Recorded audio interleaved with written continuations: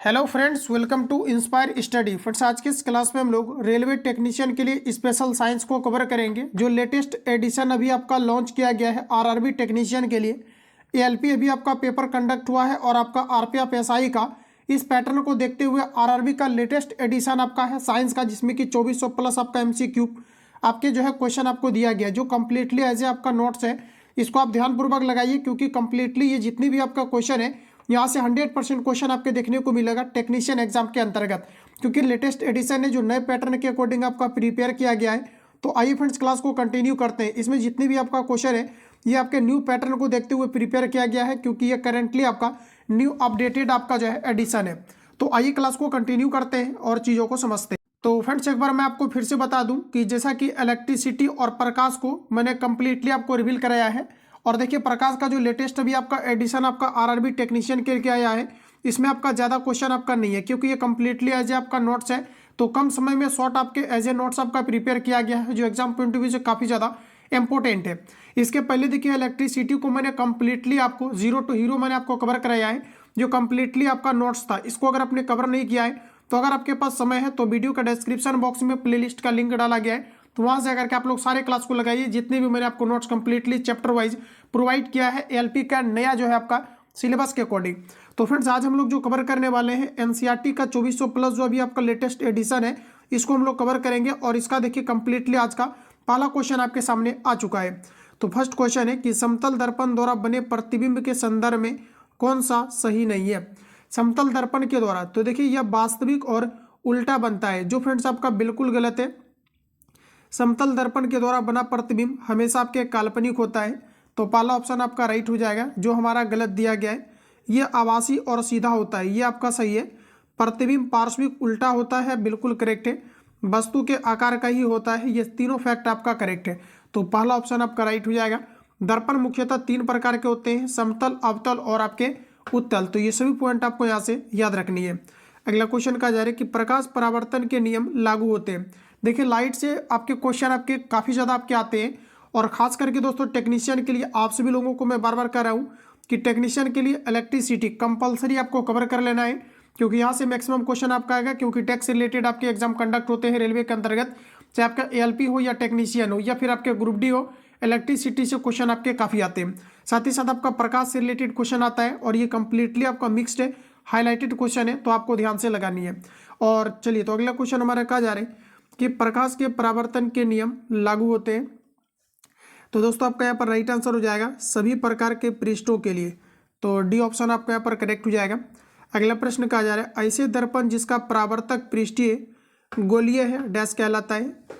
तो इसका right answer आपका हो जाएगा, ये आपके गोलीय दर्पण कहलाता है, बी ऑप्शन आपका करेक्ट हो जाएगा। गोलीय दर्पण 2 प्रकार के होते हैं, जिसमें कि आपके अवतल दर्पण और आपके उत्तल दर्पण आते हैं, तो बी ऑप्शन आपका यहाँ पर करेक्ट है।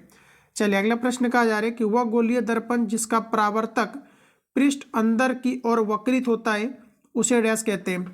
परावर्तक सतह देखिए अगर अंदर की ओर होगा तो इसे कहते हैं अवतल दर्पण। जबकि फ्रेंड्स, एक और भी आपके दर्पण होते हैं, इसका परावर्तक जो सतह होता है ये आपके बाहर की ओर होता है, तो इसे कहा जाता है उत्तल दर्पण। तो यहाँ पर देखिए आपका राइट आंसर हो जाएगा अवतल दर्पण। यहाँ पर परावर्तक सतह जो है अंदर की ओर है, तो ये आपका हो जाएगा अवतल दर्पण, तो पहला ऑप्शन आपका यहाँ पर राइट हो जाएगा। चलिए, अगला क्वेश्चन का आंसर करिए आप सभी लोग। नेक्स्ट क्वेश्चन है गोलीय दर्पण के परावर्तक पृष्ठ के केंद्रों को डैश कहा जाता है। देखिए, एएलपी का ये क्वेश्चन अभी आपका पूछा हुआ लेटेस्ट आपका, और अभ्यर्थी के द्वारा ये क्वेश्चन आपके बताए गए थे, और मैंने इसको एनालिसिस भी आपको कराया था। गोलीय दर्पण के परावर्तक पृष्ठ के केंद्रों को डैश कहा जाता है। तो फ्रेंड्स, जिसे कहा जाता है आपका ध्रुव, ऑप्शन आपका बी करेक्ट हो जाएगा। दर्पण की अगर आप बात करेंगे तो दर्पण में यहाँ पर आपका पी होता है, जिसे ध्रुव या पोल कहा जाता है, ये आपका एफ होता है, और यहाँ पर आपका सी होता है, तो बी वाला ऑप्शन हमारा करेक्ट हो जाएगा। चलिए, नेक्स्ट क्वेश्चन हमारा कुछ इस प्रकार है। कहा जा रहा है कि दर्पण के वक्रता केंद्र के संदर्भ में कौन सा औसत दिया गया है। पहला कहा जा रहा है कि यह उस गोले का केंद्र है जिसका दर्पण एक भाग होता है, पहला आपका राइट है। यह दर्पण का भाग नहीं होता है। तो देखिए, जो पूछा जा रहा है कि वक्रता केंद्र जो है के संदर्भ में कौन सा औसत है, तो कहा जा रहा है कि यह दर्पण का भाग नहीं होता है, बिल्कुल नहीं होता है, क्योंकि जो दर्पण होता है ये बीचों बीच आपके काट करके किसी गोले का बनाया जाता है, और ये मिड पॉइंट होता है, जो आपका क्या होता है, तो आपका जो है खाली सतह होता है, तो ये दर्पण का एक भाग निश्चित रूप से आपके नहीं होता है, तो ये वाला भी आपका राइट हो जाएगा। ये परावर्तक पृष्ठ के बाहर स्थित होता है, बिल्कुल आपका राइट दिया गया है। परावर्तक आपका पृष्ठ ये है और ये आपका जो बिंदु होता है ये आपका डायरेक्टली आपके बाहर होते हैं, तो ऐसे में अगर देखेंगे तो हमारा डी राइट हो जाएगा। ये परावर्तक पृष्ठ के मध्य में स्थित होता है, जो बिल्कुल हमारा करेक्ट दिया गया है। चलिए अगला प्रश्न हमारा नेक्स्ट बोला जा रहा है। अगला क्वेश्चन है कि मुख्य अक्ष के समांतर आती हुई किरणें दर्पण से टकराने के बाद जिस बिंदु पर जाकर मिलती है या जिस बिंदु से आती हुई प्रतीत होता है उसे क्या कहा जाता है। आरआरसी 2022 का ये आपका पूछा हुआ क्वेश्चन है, आपके ग्रुप डी के अंतर्गत लेटेस्ट क्वेश्चन है। आपका राइट आंसर हो जाएगा फ्रेंड्स, इसे मुख्य फोकस कहा जाता है, तो पहला ऑप्शन आपका राइट है। अगला प्रश्न नेक्स्ट का जा रहा है कि यदि एफ फोकस दूरी आर वक्रता त्रिज्या हो तो निम्न में से कौन सा सत्य है। एफ बराबर हमारा फॉर्मूला होता है R/2, तो देखिए आपका राइट आंसर हो जाएगा एफ बराबर R/2। ऑप्शन नंबर आपका बी करेक्ट हो जाएगा, बड़ा ही इंपॉर्टेंट है, याद रखेंगे। अगला क्वेश्चन है गोलीय दर्पण के परावर्तक पृष्ठ के व्यास को क्या कहते हैं, बताइए आप लोग राइट आंसर क्या है। तो फ्रेंड्स आपका यहाँ पर राइट आंसर हो जाएगा, इसे द्वारक कहा जाता है, बी ऑप्शन आपका करेक्ट है। सैतु एक लेटेस्ट आपका एडिशन अभी आपका लॉन्च हुआ है, आपका जो है आपका टेस्ट के रूप में आपका, जिसका कि 2 सेट 3 सेट आज आपको कराएंगे। नेक्स्ट जो आपका क्लास आएगा उसी का आएगा, जो स्पेशल आपका ग्रेड 3 के लिए आपका जो है बुक आपका दोस्तों लॉन्च किया गया है ग्रेड 3 के लिए, ये आपका लेटेस्ट एडिशन है। तो ग्रेड 3 वाले जो भी कैंडिडेट है, आप जो है नेक्स्ट जो क्लास अभी आपको मिलेगा उसको आप सभी लोग 100% आप अटेम्प्ट लीजिएगा। उसमें कंप्लीटली हम लोग साइंस को ही कवर करेंगे, बाकी सभी सेशन को स्किप करके चलेंगे, क्योंकि साइंस का आपका टोटल 40 क्वेश्चन आपके पूछे जाने हैं, जो काफ़ी लंबा आपका वेटेज है। और देखिए जो अभी हम सेशन को आपको कवर करा रहे हैं, इसका कंप्लीटली जो भी छात्र अभी तक इसके अंतर्गत ऐड नहीं है, इस नंबर पे कॉल या SMS करके आप इंक्वायरी ले सकते हैं। ये 2400 प्लस जो आपके क्वेश्चन पेपर का लेटेस्ट एडिशन है, ये एग्जाम के लिए काफ़ी ज़्यादा इंपॉर्टेंट है।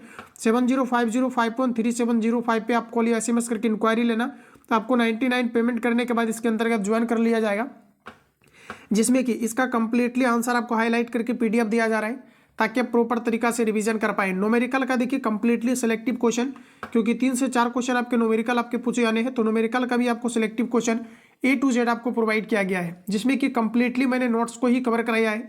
साथ ही साथ चैप्टर वाइज जो आपका हाईलाइटेड चैप्टर है, जहाँ से क्वेश्चन आपके 100% पूछे जाते हैं, ये कंप्लीटली चीज़ें आपको प्रोवाइड की गई है। साथ ही साथ जितना भी ओवरऑल अभी तक आपका कलेक्शन हुआ था टेस्ट का, इसका कंप्लीटली 1 लाइनर फॉर्म में मैंने आपको जो है लगभग 500 प्लस क्वेश्चन आपको प्रोवाइड किया है। इसको एक बार आपको अवश्य देखने हैं, क्योंकि जो है आपका फिजिक्स के अंतर्गत से टोटल आपके 500, बायोलॉजी के अंतर्गत से लगभग आपका 200 क्वेश्चन आपका होगा, और केमिस्ट्री के अंदर से लगभग आपका जो है 300 क्वेश्चन आपका सिलेक्ट करके 1 लाइनर फॉर्म में दिया गया है। जो ओवरऑल संस्थान में आपका सिलेक्टिव क्वेश्चन का टेस्ट चला था, तो टेस्ट वाला से कलेक्ट करके क्वेश्चन निकाल करके एक जगह पर आपको दिया गया है साइंस, क्योंकि साइंस का वेटेज काफ़ी ज़्यादा है। तो A to Z गाइडलाइंस के तहत चला है। तो जो भी छात्र ऐड नहीं है 7050513705 पे आप कॉल या SMS करके आप इंक्वायरी ले सकते हैं, सारी चीज़ें आपको बता दी जाएगी। इसी के अंतर्गत फिर आपका RPF कांस्टेबल और आपका जो है आने वाला जो आपका NTPC का एग्जाम है, साथ ही साथ आपका ग्रुप डी, सभी कुछ आपका इसी पर आपका चलेगा। साथ ही साथ जितने भी लेटेस्ट एडिशन है ये सारा कुछ, और जो है मैथमेटिक्स का भी एक आपका लेटेस्ट आपका नोट्स आया है, ये नोट्स भी आपको प्रोवाइड किया गया है। साथ ही आपका रीजनिंग, ये सारा कुछ आपका सिलेक्टिव चला है, जो कंप्लीटली आपका निचोड़ है। 7050513705 का स्क्रीनशॉट लेकर के कॉल या SMS करके आप इंक्वायरी लेंगे। अगला क्वेश्चन है कि गोलीय दर्पण के परावर्तक पृष्ठ के व्यास को क्या कहते हैं। तो फ्रेंड्स याद रखना है, गोलीय दर्पण के परावर्तक पृष्ठ के व्यास को कहा जाता है द्वारक, तो बी ऑप्शन आपका यहाँ पर राइट हो जाएगा। अगला प्रश्न बोला जा रहा है हमारा, जब कोई किरण अवतल दर्पण के फोकस से होते हुए दर्पण पर आपतित होता है, तब दर्पण से टकराने के बाद वह किरण डैश से होकर निकलती है। तो आपका राइट आंसर हो जाएगा, ये मुख्य अक्ष के समांतर निकलती है, तो आपका यहाँ पर देखिए राइट आंसर है, सी करेक्ट हो जाएगा। अगला प्रश्न है फ्रेंड्स, अवतल दर्पण का फोकस दूरी डैश होता है। देखिए अवतल दर्पण का जो फोकस दूरी है ये आपका ऋणात्मक होता है, ध्यान रखिएगा। जबकि बात करेंगे हम लोग उत्तल दर्पण का, तो ये आपका धनात्मक होता है, पॉजिटिव होता है, तो बी ऑप्शन आपका यहाँ पर राइट है।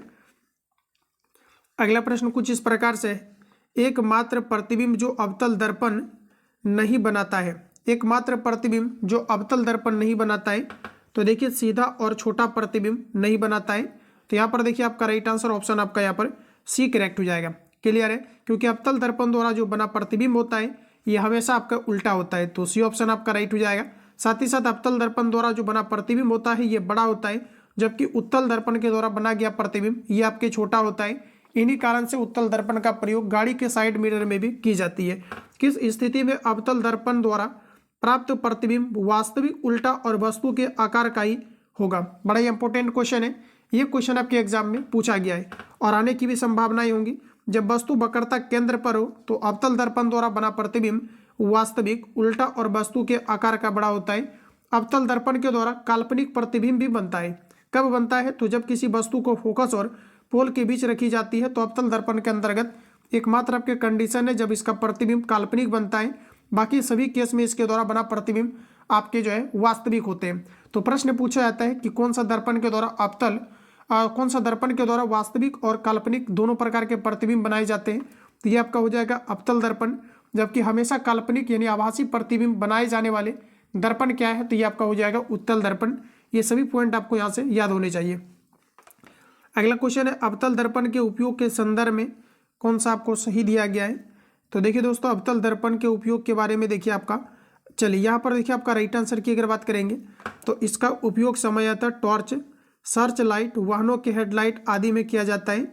सेविंग दर्पणों के रूप में किया जाता है। दंत विशेषज्ञ द्वारा और सौर भट्टियों में इसका प्रयोग किया जाता है। तो इनमें से आपका यहाँ पर सभी करेक्ट आंसर हो जाएगा। अगला प्रश्न है कि एकमात्र प्रतिबिंब जो अवतल दर्पण में नहीं बनता लेकिन उत्तल दर्पण में बनता है। तो आपका देखिए राइट आंसर क्या होगा बताइए। तो यहाँ पर देखिए फ्रेंड्स आपका राइट आंसर हो जाएगा आभासी, सीधा और वस्तु से छोटा प्रतिबिंब बनता है जो केवल आपके उत्तल दर्पण के द्वारा बनाए जाते हैं। तो डी ऑप्शन आपके यहाँ पर राइट हो जाएगा। अगला प्रश्न कहा जा रहा है उत्तल दर्पण द्वारा हमेशा वस्तु का डैश प्रतिबिंब बनता है। तो देखिए हमारा राइट आंसर हो जाएगा आभासी, सीधा और वस्तु से छोटा। तो बी ऑप्शन आपका करेक्ट हो जाएगा। अगला प्रश्न कहा जा रहा है उत्तल दर्पण के संबंध में कौन सा गलत दिया गया है? कहा जा रहा है कि यह वाहनों के साइड मिरर में लगे होते हैं, करेक्ट दिया गया है। इसका उपयोग वाहनों के पश्च दृश्य में किया जाता है, करेक्ट हो जाएगा। इसका दृष्टि क्षेत्र बहुत अधिक होता है, जो बिल्कुल आपका राइट है उत्तल दर्पण के संबंध में। तो डी आपका राइट हो जाएगा। यह हमेशा उल्टा प्रतिबिंब बनाता है, जो आपका बिल्कुल गलत है। ये दोस्तों कैसा प्रतिबिंब बनाता है? तो ये आपका सीधा बनाता है। तो डी वाला ऑप्शन आपका राइट हो जाएगा। अगला प्रश्न है कि यदि यू वस्तु दूरी, भी प्रतिबिंब और एफ दर्पण की फोकस दूरी है तो निम्न में से कौन दर्पण का सूत्र है? तो देखिए हमारा राइट आंसर हो जाएगा 1/u + 1/v = 1/f। तो पहला ऑप्शन आपका यहाँ पर राइट है। अगला प्रश्न कहा जा रहा है कि गोलीय दर्पण द्वारा उत्पन्न आवर्धन m किसका अनुपात है? फ्रेंड्स आपको याद रखनी है m = हमारा फॉर्मूला होता है -u/v आपका भी, ठीक है। तो यहाँ पर आपको आंसर बतानी है, राइट आंसर क्या होगा? तो ये देखिए आपका प्रतिबिंब, सॉरी यहाँ पर देखिए जो फॉर्मूला हम लोगों ने लिखा हुआ है ये आपका फॉर्मूला होता है -v/u आपका u, निगेटिव आपका ऊपर चला जाएगा। तो देखिए आपका राइट आंसर हो जाएगा प्रतिबिंब और जो है बिंब की ऊंचाई, यानी कि ऑप्शन आपका यहाँ पर बी राइट हो जाएगा। यदि दर्पण द्वारा प्राप्त आवर्धन ऋणात्मक हो तो इसका मतलब क्या है? देखिए ऋणात्मक यह बताता है कि जो प्रतिबिंब बना है ये वस्तु के सापेक्ष का है, तो आपका उल्टा है। अगर सीधा होगा तो ये आपका पॉजिटिव चिन्ह को इंडिकेट करेगा। तो डी ऑप्शन आपका राइट है। अगला प्रश्न है कि उत्तल दर्पण की फोकस दूरी हमेशा डैश ली जाती है। उत्तल दर्पण की फोकस दूरी हमेशा धनात्मक ली जाती है। तो बी ऑप्शन आपका करेक्ट हो जाएगा। अगला प्रश्न है किस स्थिति में दर्पण द्वारा उत्पन्न आवर्धन का परिमाण इकाई के बराबर होगा? देखिए किस स्थिति में दर्पण द्वारा उत्पन्न आवर्धन का परिमाण इकाई के बराबर होगा? तो दोस्तों जब वस्तु और प्रतिबिंब दोनों समान साइज का हो। तो पहला ऑप्शन यहाँ पर आपका राइट है। अगला प्रश्न है किसी ऑटोमोबाइल में पीछे का दृश्य देखने के लिए उपयोग होने वाले दर्पण की वक्रता त्रिज्या दिया गया है 3। यदि एक बस इस दर्पण से 5 मीटर की दूरी पर स्थित हो तो प्रतिबिंब की स्थिति क्या होगी? ये आपको यहाँ पर पूछा जा रहा है। देखिए फ्रेंड्स आपको बताना है कि इनमें से आपका प्रतिबिंब की स्थिति क्या होगा, बताइए आप लोग राइट आंसर आपका क्या है? तो यहाँ पर देखिए फ्रेंड्स हमारा करेक्ट आंसर हो जाएगा ये आपके दर्पण के पीछे 1.15 मीटर की दूरी पर। फॉर्मूला आपका होता है m = -v/ आपका u। इस पर रख करके आप डायरेक्टली इसको डिवाइड करेंगे, आपका करेक्ट आंसर पहला वाला आ जाएगा। तो इसको यहाँ पर आप सॉल्व करेंगे। अगला क्वेश्चन का जा रहा है किसी ऑटोमोबाइल के मोबाइल में पीछे का दृश्य देखने के लिए उपयोग होने जो है दर्पण की वक्रता त्रिज्या 3 मीटर। यदि एक बस इस दर्पण से 5 मीटर की दूरी पर है तो प्रतिबिंब की स्थिति क्या होगी, ये आपको यहाँ पर पूछा रहे हैं। इसका देखिए आपका राइट आंसर, आप इसको सॉल्व करेंगे, इसका करेक्ट आंसर आपका आ जाएगा 0.23 आपका गुना आवर्धित। तो यहाँ पर देखिए आपका राइट आंसर भी हो जाएगा। और यहाँ पर देखिए आपको कंप्लीटली इसको सॉल्व करने के लिए सबसे पहले यहाँ पर आपको देखिए करना क्या है कि प्रतिबिंब की आपको साइज पूछा जा रहा है। अब देखिए क्वेश्चन में आपको दिया क्या गया है, तो क्वेश्चन में दोस्तों यहाँ पर देखिए दर्पण से आपका दूरी दिया गया है, ये आपका देखिए u बराबर आपका जो है माइनस आपका 5 हो जाएगा, क्योंकि जो दूरी होता है ये हमेशा आपका निगेटिव होता है। और यहाँ पर देखिए आपका वक्रता त्रिज्या r दिया गया है। देखिए r बराबर हमारा फॉर्मूला होता है f अपॉन आपका 2, सॉरी r बराबर जो आपका दोस्तों फॉर्मूला होता है f इक्वल टू, आपका ध्यान रखेंगे जो आपके r इक्वल टू हमारा फॉर्मूला या f इक्वल टू हमारा फॉर्मूला होता है r बटे आपका 2 होता है। r का मान देखिए वक्रता त्रिज्या आपको 3 दिया गया है, तो 3 यहाँ पर रखेंगे, तो f जो आपका निकल करके आएगा ये 1.5 आ जाएगा। तो यहाँ पर देखिए आपका u मिल चुका है, f मिल चुका है आपको पूछा है कि प्रतिबिंब का साइज क्या होगा। अब देखिए यहाँ पर आपको क्या करना है कि जो हमारा फॉर्मूला होता है 1/f इक्वल टू 1 आपका v प्लस आपका 1 आपका u, इस पर आप इसको सॉल्व करेंगे तो इसका राइट आंसर आपका भी निकल करके आ जाएगा। तो इसका जो राइट आंसर आपका निकल के आएगा ऑप्शन आपका बी आ जाएगा। तो कंप्लीटली इसको आपको यहाँ पर सॉल्व करनी है। एनसीईआरटी का जितने भी आपका न्यूमेरिकल है इसको आप A to Z यहाँ पर सॉल्व करते चलेंगे। अगला क्वेश्चन है कि प्रकाश की चाल अधिकतम होती है, तो आपका राइट आंसर हो जाएगा निर्वात में प्रकाश की चाल अधिकतम होती है, जो कि आपका 3 × 10⁸ मीटर पर सेकेंड होता है। ध्यान रखेंगे, आपका राइट आंसर ये हो जाएगा।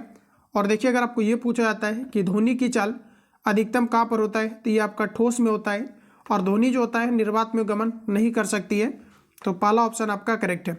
चलिए नेक्स्ट क्वेश्चन का जा रहे कि जब प्रकाश एक पारदर्शी माध्यम से दूसरे पारदर्शी माध्यम में जाता है तो इसके चाल और दिशा में परिवर्तन हो जाता है, इस घटना को क्या कहते हैं। एलपी का पूछा हुआ क्वेश्चन है 2018 शिफ्ट का, मैंने प्रीवियस ईयर पूरा का पूरा आपको याद करा दिया है।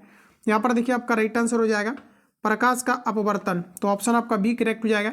एलपी 2018 में पूछा गया है, इसका मतलब आपका टेक्नीशियन में पूछा गया, क्योंकि इसके पहले जो एग्जाम आपका कंडक्ट होता था ये दोनों का कंबाइंड होता था, तो बी आपका राइट हो जाएगा। अगला प्रश्न है कि जब प्रकाश एक माध्यम से दूसरे माध्यम में जाता है तो निम्नलिखित में से क्या नहीं बदलता है। तो फ्रेंड्स आपका राइट आंसर हो जाएगा प्रकाश की आवृत्ति, फ्रीक्वेंसी चेंज नहीं होता है, तो सी ऑप्शन आपका करेक्ट है। अगला क्वेश्चन है किसी माध्यम का निरपेक्ष अपवर्तनांक या अपवर्तनांक किसका अनुपात होता है। डायरेक्टली देखिए आपका फॉर्मूला पूछा है, आपका राइट आंसर हो जाएगा निर्वात बटे वायु में प्रकाश की चाल, या जो है आपके माध्यम में प्रकाश की चाल। देखिए ऑप्शन आपका यहाँ पर बी करेक्ट हो जाएगा, ध्यान रखेंगे, यानी जो आपका यहाँ पर राइट आंसर होगा निकल के आएगा आपका, ये फ्रेंड्स आपका डायरेक्टली होता है। देखिए दिया गया है निर्वात या वायु में प्रकाश की चाल, ठीक है, निर्वात या वायु में प्रकाश की चाल। चलिए बिल्कुल आपका करेक्ट है, कन्फ्यूजन यहाँ पर किया है। देखिए आपका निर्वात या वायु में प्रकाश की चाल और जो सॉरी बटे में आपका वायु में प्रकाश की चाल, या यहाँ पर देखिए और की जगह पर आपका या हो सकता है, या माध्यम में प्रकाश की चाल, इसे हम लोग क्या कहते हैं, तो इसे अपवर्तनांक कहा जाता है, जिसे हम लोग म्यू से डिनोट करते हैं। तो राइट आंसर आपका फ्रेंड्स बी करेक्ट हो जाएगा। चलिए अगला प्रश्न हमारा कहा जा रहा है कि वायु का अपवर्तनांक क्या है। बड़ा ही इंपॉर्टेंट क्वेश्चन है। वायु का अपवर्तनांक लगभग 1 के बराबर होता है। एग्जैक्ट अगर आप बात करेंगे तो 1.00 आपके 3 के बराबर होता है, 1.0003 के इक्वल होता है। तो डी ऑप्शन आपका करेक्ट। अगला क्वेश्चन है कि निम्न में से कौन सा माध्यम और उसके अपवर्तनांक का सही मिलान है।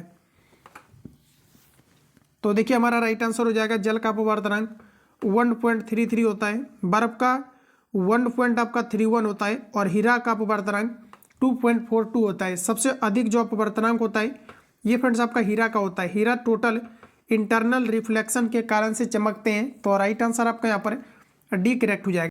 अगला क्वेश्चन दोस्तों नेक्स्ट हमारा कहा जा रहा है कि यदि माध्यम ए का अपवर्तनांक ए और माध्यम बी का अपवर्तनांक बी और माध्यम बी को विरल माध्यम कहा जाता है, तो निम्न में से कौन सा आपका सही दिया गया है। तो देखिए माध्यम का अपवर्तनांक हमेशा अधिक होता है, तो पहला देखिए आपका ए दिया गया है और बी विरल है, तो इसका अपवर्तनांक कम होगा, तो ये आपका जो है आपका ग्रेटर देन आपका बी हो जाएगा। तो इस प्रकार से हमारा जो है पहला ऑप्शन आपका करेक्ट है। चलिए अगला क्वेश्चन आपके सामने आ चुका है। जब प्रकाश की किरण विरल माध्यम से सघन माध्यम में जाती है तो क्या होगा। जब प्रकाश की किरण विरल माध्यम से सघन माध्यम में जाती है तो दोस्तों आपका क्या होगा, आंसर करेंगे तो आपका राइट आंसर हो जाएगा चाल घट जाती है और अभिलंब की ओर मुड़ जाती है। तो डी ऑप्शन आपका करेक्ट हो जाएगा। अगला प्रश्न कहा जा रहा है कि स्नेल का नियम संबंधित है। स्नेल का नियम संबंधित है प्रकाश के अपवर्तन से। आपका करेक्ट आंसर सी हो जाएगा। स्नेल का नियम कहते हैं साइन आई अपॉन आपका साइन आर होता है, ध्यान रखेंगे। तो आपका यहाँ पर पहला ऑप्शन आपका सी करेक्ट हो जाएगा। अगला प्रश्न है कि निम्नलिखित में से कौन प्रकाश के अपवर्तन पर आधारित है। प्रकाश अपवर्तन पर इनमें से क्या आधारित है। तो देखिए इनमें से आपका राइट आंसर हो जाएगा पानी से भरे टंक की तली का ऊपर उठा हुआ प्रतीत होना, आंशिक रूप से जल में डूबे हुए पेंसिल का टेढ़ा दिखना, अक्षरों के ऊपर कांच का स्लेब रखकर स्लेब के ऊपर से देखने पर अक्षरों का उठा हुआ प्रतीत होना। तो ये सभी हमारा करेक्ट आंसर हो जाएगा जो प्रकाश के अपवर्तन नियम पर आधारित है। अगला प्रश्न हमारा नेक्स्ट का जा रहा है कि जब प्रकाश का तरंगदैर्घ्य बढ़ता है तो माध्यम का अपवर्तनांक क्या होगा। तो फ्रेंड्स आपका यहाँ पर राइट आंसर हो जाएगा माध्यम का अपवर्तनांक भी आपके घटता है। तो पहला ऑप्शन आपका करेक्ट हो जाएगा, माध्यम का अपवर्तनांक घटता है, ध्यान में रखेंगे। अगला क्वेश्चन है सोलर कुकर में किस दर्पण का प्रयोग किया जाता है। रेलवे के द्वारा पूछा हुआ क्वेश्चन है, आंसर बताइए। सोलर कुकर में किस प्रकार के दर्पण का प्रयोग किया जाता है। तो देखिए हमारा करेक्ट आंसर हो जाएगा अवतल दर्पण का, बी ऑप्शन आपका करेक्ट है। नेक्स्ट क्वेश्चन है कि निम्नलिखित में से किसमें समतल दर्पण का उपयोग किया जाता है। समतल दर्पण का प्रयोग किया जाता है वह रूपदर्शी में, परिदर्शी में और आईना में। तो इनमें से आपका यहाँ पर सभी करेक्ट आंसर हो जाएगा। अगला प्रश्न है कि निम्नलिखित में से कौन प्रकाश अपवर्तन के कारण होने वाली घटनाएं हैं। प्रकाश अपवर्तन के कारण होने वाली घटनाएं तारों का टिमटिमाना, सूर्योदय के कुछ समय पहले ही सूर्य का दिखाई देना, सूर्यास्त के कुछ समय बाद भी सूर्य का दिखाई देना, ये सभी प्रकाश अपवर्तन की क्रिया पर आधारित है। तो डी ऑप्शन आपका यहाँ पर राइट हो जाएगा। अगला प्रश्न है कि जब एक निश्चित कोण के लिए अपवर्तन कोण का मान 90 डिग्री हो जाता है तो इस आपतन कोण डैश कहते हैं। तो फ्रेंड्स याद रखनी है आपको, इसे कहा जाता है क्रांतिक कोण। ऑप्शन आपका बी करेक्ट हो जाएगा। अगला प्रश्न हमारा कुछ इस प्रकार है, निम्नलिखित में से कौन प्रकाश के पूर्ण आंतरिक परावर्तन के लिए अनिवार्य दशा है, ये आपको यहाँ पर बतानी है। तो प्रकाश के पूर्ण आंतरिक परावर्तन के लिए अनिवार्य दशाएं ये आपको यहाँ पर पूछा जा रहा है, ठीक है। चलिए ऑप्शन आपके सामने आ चुका है। पहला कहा जा रहा है कि प्रकाश सघन माध्यम से विरल माध्यम में जा रहा है। तो ये आपका बिल्कुल आपका करेक्ट है, जो आपके पूर्ण आंतरिक परावर्तन के लिए आपका आधारित है। अगला है कि प्रकाश विरल माध्यम से सघन माध्यम में, ये गलत है। आपतन कोण क्रांतिक कोण से आपके बड़ा होता है। तो देखिए सी ऑप्शन आपका करेक्ट हो जाएगा। ऑप्शन अगर आपने यहाँ पर रेडी दिया है तो बिल्कुल आपका करेक्ट हो जाएगा। इस प्रकार के क्वेश्चन में पूरा कॉन्सेप्ट आपको क्लियर रखनी है, क्योंकि सिर्फ क्वेश्चन नहीं बल्कि एग्जाम में आपके कॉन्सेप्ट ही आपको काम देंगे। अगला है कि हीरा का क्रांतिक कोण पूछा जा रहा है कि कितना का होता है। तो दोस्तों आपका राइट आंसर हो जाएगा 2.42 होता है। तो यहाँ पर देखिए हमारा जो राइट आंसर हो जाएगा, देखिए पूछा जा रहा है कि हीरा का क्रांतिक कोण पूछा जा रहा है कि कितना होता है। देखिए क्रांतिक अगर कोण की दोस्तों आप बात करेंगे तो यहाँ पर देखिए आपका 2.42 नहीं होगा। ये जो आपका है हीरा का अपवर्तनांक है, और क्रांतिक कोण की अगर बात करेंगे तो 24.2 होता है। तो बी ऑप्शन आपका राइट हो जाएगा। अगला क्वेश्चन हमारा कुछ इस प्रकार है, हीरे अत्यधिक चमकते हैं, इसका मुख्य कारण क्या है। पूर्ण आंतरिक परावर्तन है। तो यहाँ पर देखिए हमारा सही आंसर हो जाएगा ऑप्शन आपका भी, प्रकाश का पूर्ण आंतरिक परावर्तन के कारण से हीरा चमकता है। अगला क्वेश्चन कहा जा रहा है कि प्रकाशिक तंतु किस सिद्धांत पर कार्य करता है। रेलवे का बड़ा ही फेवरेट क्वेश्चन है, जो कई बार आपका रिपीट किया गया है, और मैंने आपको बताया हुआ है कि जो एनसीईआरटी आपका है इसको आप कंप्लीटली लगाइए, मैक्सिमम क्वेश्चन यहाँ से आपके आ जाएंगे। प्रश्न कहा जा रहा है कि प्रकाशिक तंतु जिसे ऑप्टिकल फाइबर कहा जाता है, ये प्रकाश के पूर्ण आंतरिक परावर्तन के सिद्धांत पर आधारित है। तो बी ऑप्शन आपका राइट है। अगला प्रश्न है कि सबसे पहले किस वैज्ञानिक ने कहा कि श्वेत प्रकाश सभी रंगों के प्रकाश से मिलकर बना होता है।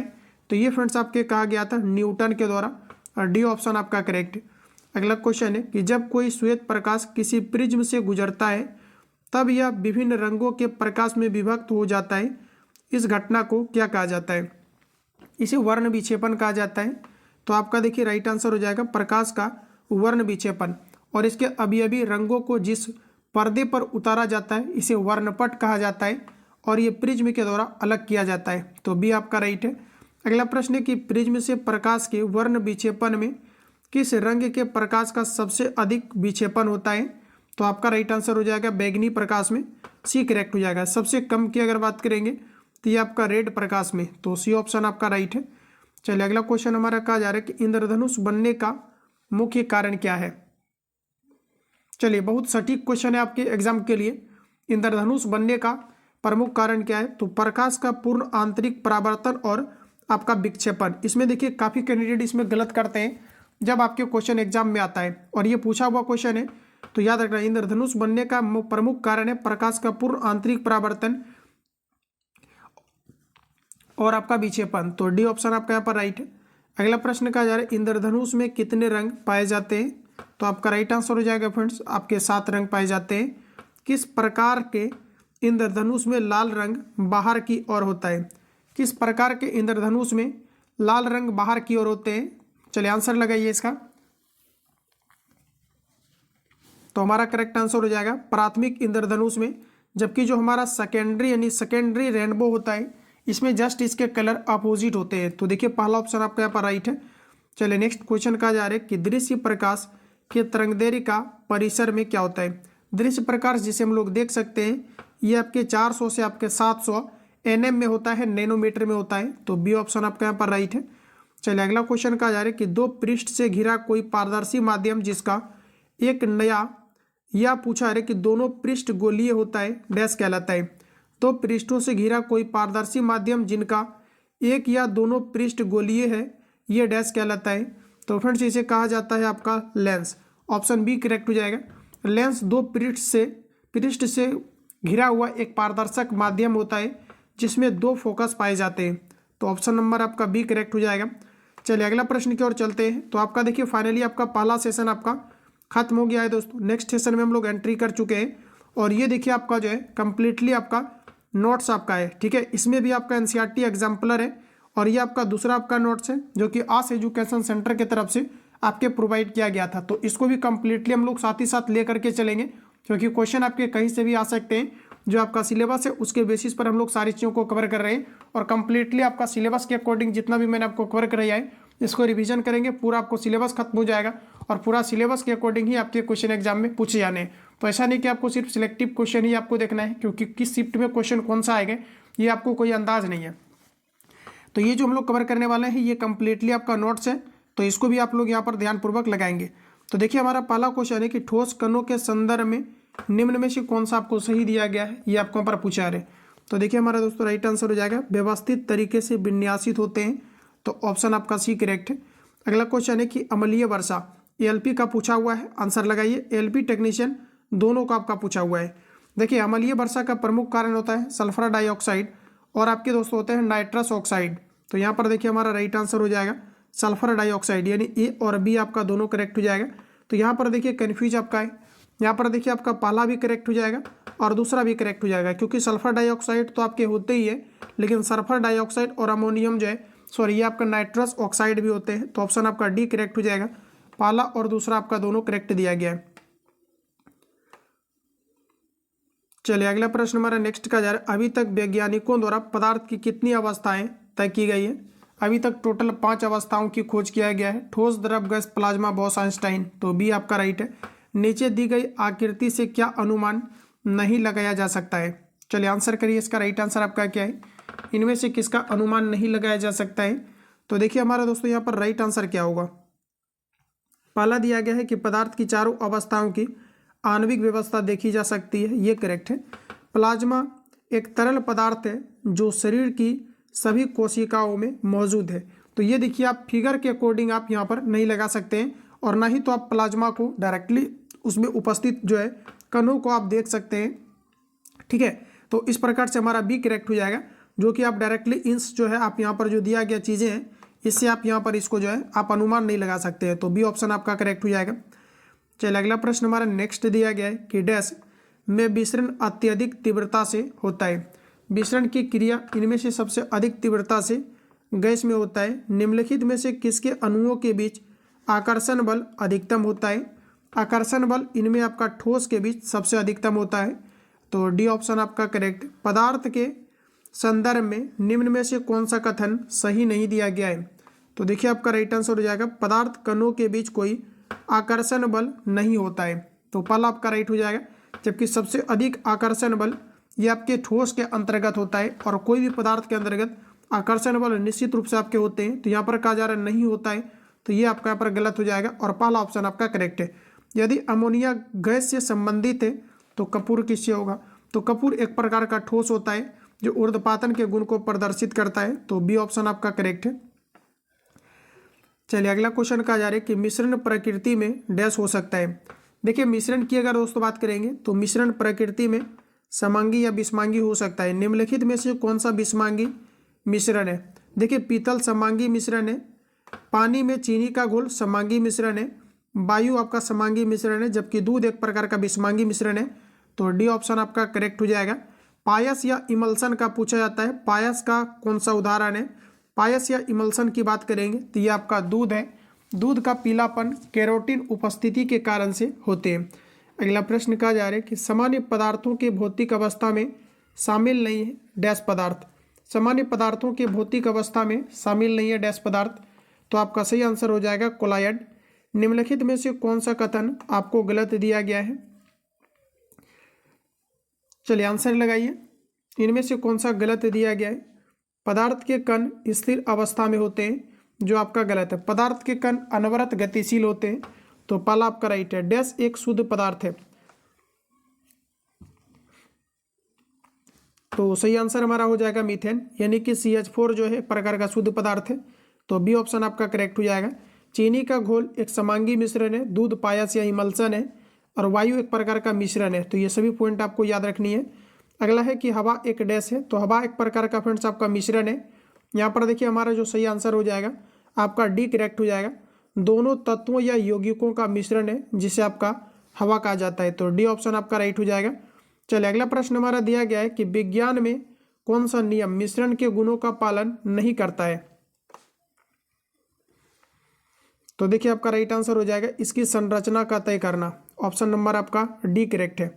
अगला प्रश्न कहा जा रहा है कि शक्कर के घोल में शक्कर एक डैश है। शक्कर के घोल में शक्कर एक विलेय पदार्थ है और जिसमें घुलता है उसे विलायक कहा जाता है। और इस पूरे मिश्रण जो है, इन पूरी जो है चीज़ों को हम लोग क्या कहते हैं? तो इसे हम लोग कहते हैं विलयन। तो यहाँ पर देखिए हमारा जो सही आंसर होगा ऑप्शन बी करेक्ट हो जाएगा। घुला हुआ पदार्थ है जिसे विलायक कहा जाता है, जिसे विलेय पदार्थ कहा जाता है। अगला क्वेश्चन है कि डैश एक यौगिक नहीं है। देखिए चौक, इसका फॉर्मूला होता है CaCO3 जो एक प्रकार का कंपाउंड यौगिक है। सल्फर डाइऑक्साइड SO2 एक प्रकार का यौगिक है। हाइड्रोजन सल्फाइड H2S एक प्रकार का यौगिक है। लेड जो हमारा दिया गया इसे Pb कहा जाता है और एक प्रकार का तत्व है, तो पहला ऑप्शन दोस्तों आपका करेक्ट है। अगला क्वेश्चन है कि इनमें से कौन सा रासायनिक परिवर्तन नहीं है? बताइए आप लोग राइट आंसर क्या है? इनमें से कौन सा रासायनिक परिवर्तन नहीं है? ईंधन का दहन रासायनिक परिवर्तन है, अम्लीकृत जल का वैद्युत अपघटन भौतिक परिवर्तन है, तो बी करेक्ट हो जाएगा, रासायनिक परिवर्तन नहीं है। ऑक्सीकरण, लौह में जंग लगना या प्लेटिनियम तार का जलना, ये सभी आपके जो है रासायनिक परिवर्तन है, तो रासायनिक परिवर्तन हमारा कौन सा नहीं हो जाएगा? तो बी ऑप्शन आपका सही है। अगला क्वेश्चन है कि इनमें से कौन सा एक रासायनिक परिवर्तन है? रासायनिक परिवर्तन क्या है बताइए? तो देखिए मक्खन का खट्टा होना रासायनिक परिवर्तन है। लोहे में जंग लगना इनमें से किसका एक सामान्य उदाहरण है?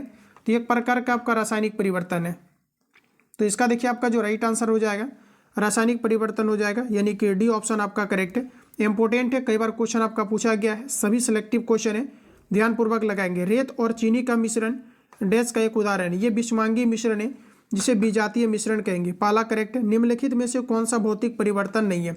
यानी भौतिक परिवर्तन नहीं है तो निश्चित रूप से रासायनिक परिवर्तन होगा, और रासायनिक परिवर्तन हमारा हो जाएगा पदार्थ का किण्वन, तो ऑप्शन नंबर आपका सी सही हो जाएगा। अगला क्वेश्चन है कि इनमें से कौन सा रासायनिक परिवर्तन का एक उदाहरण है? ऊर्ध्वपातन, क्रिस्टलीकरण, आसवन, निष्क्रियकरण। यहाँ पर देखिए कन्फ्यूजन है, निश्चित रूप से आपका देखिए राइट आंसर हो जाएगा ऑप्शन आपका सी। ये जो है एक प्रकार का रासायनिक परिवर्तन का उदाहरण है, बाकी सभी आपके फिजिकल चेंजिंग है। डैश एक रासायनिक परिवर्तन नहीं है। इनमें से कौन सा रासायनिक परिवर्तन नहीं है? तो आपका राइट आंसर हो जाएगा एक आइस क्यूब का पिघलना, ये आपका दोस्तों फिजिकल चेंजिंग है, तो बी ऑप्शन आपका राइट। निम्नलिखित में से कौन सा एक भौतिक परिवर्तन है? फटाफट आंसर करिए। इसमें आपका जो है लगभग क्वेश्चन आपका देखेंगे तो 50% आपका इसमें जो है आपका प्रीवियस ईयर से कलेक्ट किया गया है, जो आपके ALP टेक्नीशियन है। साथ ही साथ इसमें एग्जाम्पलर NCERT आपको सहित दिया गया है। ये नोट्स आपके काफ़ी ज़्यादा इंपॉर्टेंट है, साथ ही साथ हम लोग कवर करते चल रहे हैं जिससे कि आप साइंस में बेहतर परफॉर्मेंस कर पाएंगे, क्योंकि काफ़ी ज़्यादा साइंस का आपका वेटेज है। तो देखिए आपका राइट आंसर हो जाएगा पानी का बर्फ में परिवर्तित होना, भौतिक परिवर्तन के अंतर्गत आएगा। अगला प्रश्न है कि निम्न में से कौन सा रासायनिक परिवर्तन का उदाहरण नहीं है। तो आपका देखिए राइट आंसर हो जाएगा जल का जल वाष्प में परिवर्तन होना, यह एक प्रकार का आपका भौतिक परिवर्तन है, तो ये आपका रासायनिक परिवर्तन नहीं हो जाएगा। तो देखिए आपका राइट आंसर सी हो जाएगा। अगला प्रश्न है कि निम्नलिखित में से कौन सा विकल्प रासायनिक परिवर्तन है। तो देखिए दूध का दही में परिवर्तित होना, पहला ऑप्शन करेक्ट हो जाएगा। दूध का दही में परिवर्तित होना लैक्टोबैसिलस के कारण से होता है, और पहला ऑप्शन हमारा रासायनिक परिवर्तन है।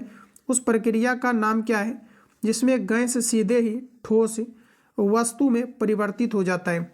देखिए गैस सीधे ठोस के रूप में अगर परिवर्तित होता है तो इसे आपका कहा जाता है डिपोजिशन, ठीक है। और अगर दोस्तों हम बात करें कि जो है कोई जो है ठोस पदार्थ बिना द्रव अवस्था में गए सीधे आपका वाष्प के रूप में परिवर्तित हो जाता है तो इसे सब्लिमेशन कहा जाता है, हिंदी में ऊर्ध्वपातन कहा जाता है।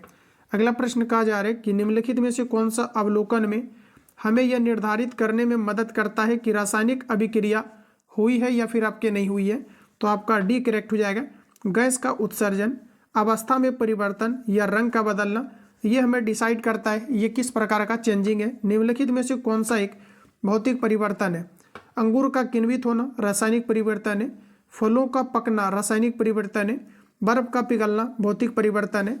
अगला है कि दूध से दही का जमना रासायनिक परिवर्तन है।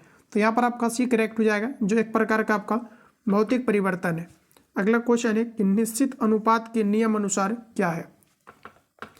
निश्चित अनुपात का नियम यह कहता है कि रासायनिक पदार्थ में तत्व हमेशा द्रव्यमान के निश्चित अनुपात में मौजूद होता है, जिसे निश्चित अनुपात कहा जाता है। तो सी आपका सही है।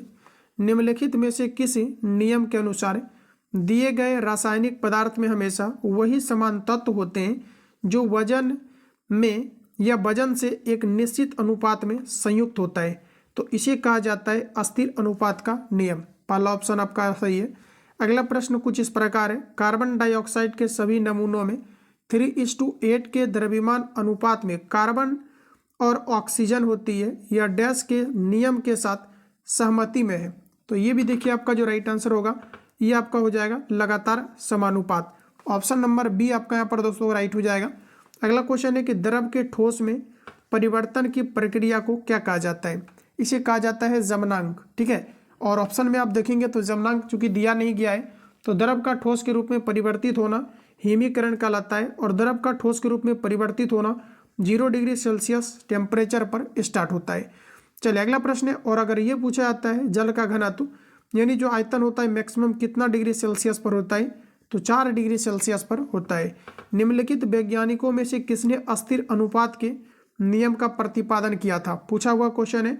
ये आपका राइट आंसर हो जाएगा, जोसेफ प्राउस्ट ने किया था, बी आपका करेक्ट हो जाएगा, जिन्होंने स्थिर अनुपात का नियम दिया था। अगला प्रश्न कुछ और हमारा बचा हुआ है। प्रश्न है कि निश्चित अनुपात का नियम पूछा जा रहा है कि नियम जो है किसके द्वारा दिया गया था। तो देखिए स्थिर अनुपात का जो नियम है ये फ्रेंड्स आपका दिया गया था जोसेफ एल प्राउस्ट के द्वारा। निम्नलिखित में से कौन सा कारक वाष्पीकरण दर को कम करता है। देखिए ये डबल स्कैनिंग आपका पीडीएफ है, तो आप इसको यहाँ पर थोड़ा ध्यान से देखेंगे, वीडियो क्वालिटी आप 3 शॉट कर लीजिए। ये आपका राइट आंसर हो जाएगा नमी। वातावरण में नमी की मात्रा वाष्पीकरण दर को प्रभावित करता है। डैश एक सतह की घटना है, वाष्पीकरण एक सतह की घटना है बट वाष्पीकरण है नहीं। तो कॉन्सेप्ट क्लियर रहेगा तो आप भाप लगाइएगा। सी करेक्ट है। तरल अवस्था में गैसीय अवस्था में रूपांतरित को क्या कहा जाता है, जो बिल्कुल भी साइंस नहीं भी जानते होंगे। चैप्टर वाइज जिस तरह से मैंने हर चैप्टर से आपको 100 क्वेश्चन 80 क्वेश्चन करके कवर कराया है, कॉन्सेप्ट आपका बिल्कुल आपका क्लियर हो गया होगा। देखिए अगला क्वेश्चन बोला जा रहा है हमारा, तरल अवस्था से गैसीय अवस्था में रूपांतरण को क्या कहा जाता है। तो फ्रेंड्स जिसे कहा जाता है वाष्पीकरण। सी आपका करेक्ट है। सितारों में प्लाज्मा बनने का कारण क्या है। देखिए टेम्परेचर काफ़ी अधिक होने के कारण से ये प्लाज्मा का रूप धारण कर लेता है। तो यहाँ पर देखिए आपका उच्च तापमान आपका सही आंसर हो जाएगा, यानी कि आपके पहला ऑप्शन आपका करेक्ट है। तो फ्रेंड्स आज के इस क्लास में हम लोग इतना ही क्वेश्चन को कवर करेंगे। लगभग 100 क्वेश्चन मैंने आपको कवर कराया है, ठीक है। और जितने भी आपका मटेरियल इसका कंप्लीटली रिवीजन पीडीएफ आपका चला जाएगा, तो कंप्लीटली आप सभी लोग इसको रिवीजन करें। जितना ज़्यादा से ज़्यादा रिवीजन करेंगे यही एग्जाम में आपको बेहतर परफॉर्मेंस करा सकता है। तो कंप्लीटली इसका रिवीजन PDF आपको चला गया है। जो ऐड नहीं है इस नंबर पे कॉल या SMS करके आप ज्वाइन कर सकते हैं। बाकी मिलते हैं हम लोग नेक्स्ट क्लास में। जाते जाते चैनल को सब्सक्राइब कर लेना नेक्स्ट क्लास का, ताकि आपको नोटिफिकेशन टाइम टू टाइम मिले और साइंस को आप बेहतर तरीका से जो है इम्प्रूवमेंट कर पाए। तो मिलेंगे नेक्स्ट क्लास में, तब तक के लिए जय हिंद, बेस्ट।